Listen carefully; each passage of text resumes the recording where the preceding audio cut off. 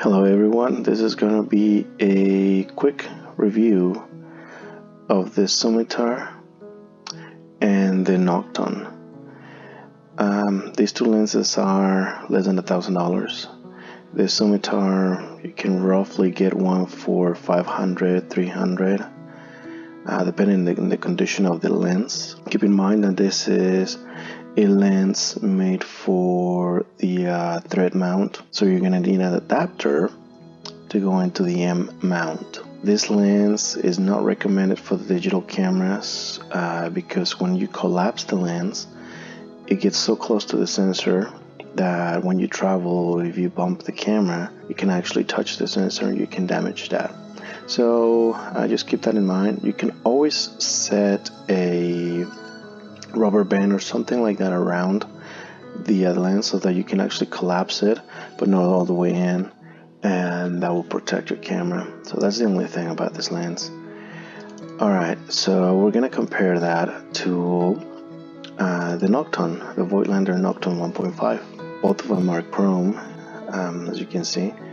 This photo was taken with the Summitar, and the other one, we're gonna go into this one. This one was taken with the Nokton. As you can see, the Nokton is sharper, but we're gonna go into detail about why I really like both lenses.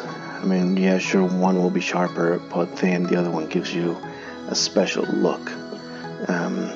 Some people call it the Leica look. The way the lens was made creates different kind of pattern on your background. We're gonna compare these two right now. This is both lenses shot at 5.6. Let me close this. If you had to guess, you know, which of these photos looks sharper, I'm gonna zoom in at 100% on that, and I'm gonna zoom in at 100% on this as well.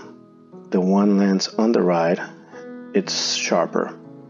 Which one's more appealing? There's really nothing else to it. It's just this one's a little softer. But this one, if you look at the brighter areas, it has a glow effect. And you can tell by that this is the Summitar. Also because it's, you know, softer. And like I said, this was shot at 5.6. So let's go into the grid view again and select these two images and compare.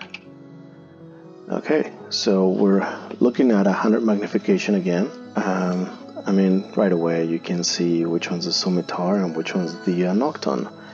So this lens over here on the left is what I was talking about. If you look at the glow, it has that special glow that's just common in vintage lenses. And the Nokton doesn't have that. This photo on the right is sharp where it needs to be and very soft where everything's thrown out of focus. But in kind of an artistic point of view, the picture on the left just looks more ethereal versus the picture on the right. So I believe that's why some people prefer vintage lenses versus the newer lenses. And if you're that kind of person, then you're gonna save a lot of money on vintage lenses versus, you know, the newest ones. But here's the one thing that it's common, just looks weird versus this one, it just looks very soft. So here you go. Picture on the left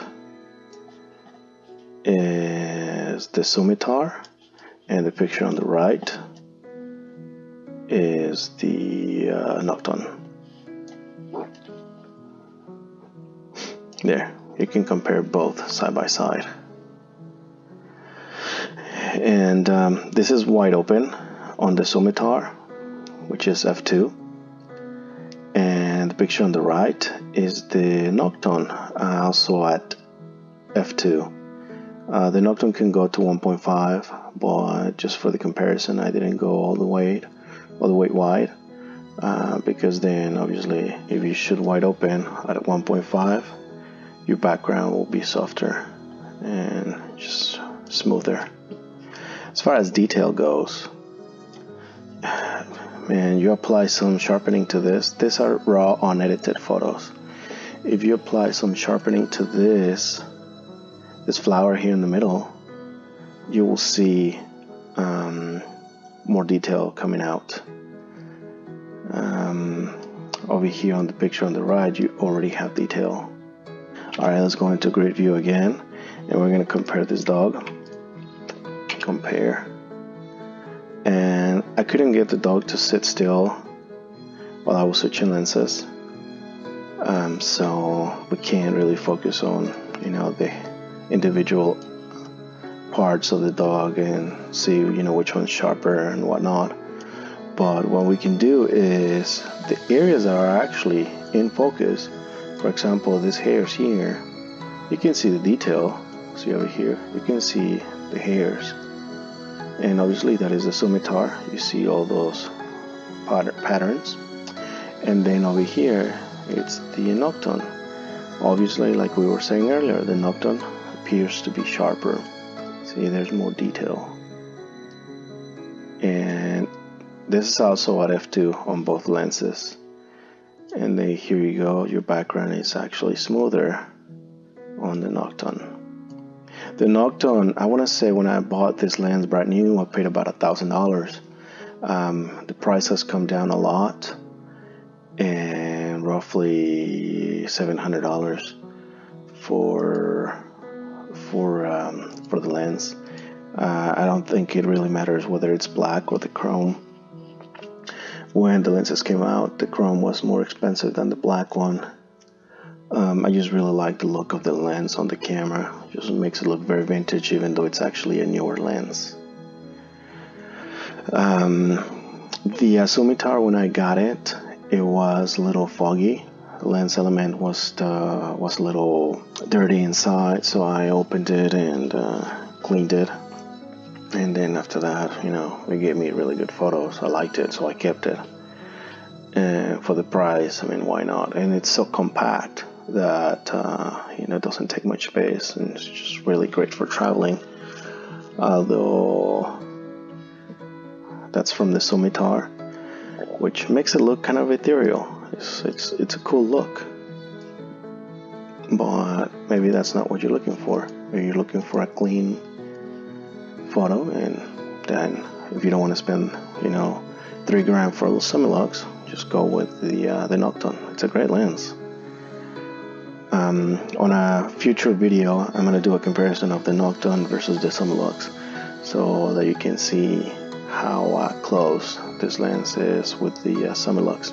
Also, there's already a video of the Summilux versus the other Voigtlander Nokton 1.1. The 1.1 is roughly about $1,000, and it's just also a special lens. It's much bigger than the other Nokton, the 1.5. So that is one trait that you have to live with. Anyway, let's go back into grid view. And I guess the last photo that I'm going to show you on this video is going to be this one. This was shot wide open, so you can't really do close-ups with the lens. You can see some chromatic aberration here. There it is. But I mean, that's basically to be expected on almost any lens shot wide open with a very high contrast situation. Something that you can edit easily in Lightroom. This also was shot with the Scimitar, and you can see, the pattern that it gives you on your blur areas, which is actually special. It's unique, so you can't hate it for that. Like I said, it just depends on the type of photography that you're doing, and it will add something special to your photos. Here it is again. Just very special, soft, glowy. See that? Just unique.